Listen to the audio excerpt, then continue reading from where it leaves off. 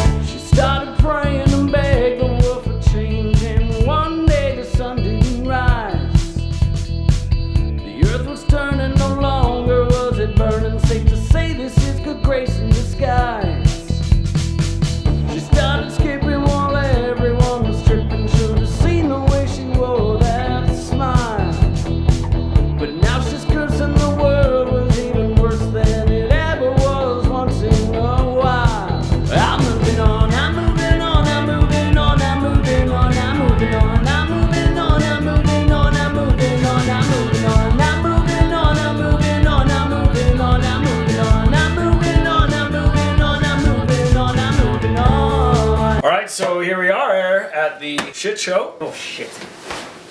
Nick, you've joined us as a guest, musical guest here. Please tell me, how many gumballs can you fit in your mouth? My mouth is big. Great, great. Do you see yourself in the future maybe taking on more roles like that you've done today? Probably not. I don't want to amount to anything. Sorry about that, guys. No problem. Welcome back. I was just running over some questions with our good friend here. Steve, was there anything that you wanted to ask Mr. Nikkkolaus Funk? Nikkkolaus, what's your favorite color? I really like the color purple, but watermelon's a good color as How well. many balloons do you think it would take filled with helium to lift you off the ground? I mean, you're maybe, what, 90, 96 pounds? That's on like a day of heavy drinking. Maybe like 3.5. Watermelon isn't a color. That's ridiculous. Next question, You're a please. piece of shit. Welcome to the S.H.I.T Show. We're sideways. back. This is Nick. Got Nick. bongo. Yeah. I actually wrote a song for you guys. Oh yeah? Specifically? Let's hear it. It's called This Is a Song I Wrote for You Guys. Okay. This is the dumbest interview I've ever had. I pretty much hate this guy. I think he's a sack of shit. Yeah, I think Nicholas has a man. Nicholas has a man. Nicholas has a man. Anyways, so there's that.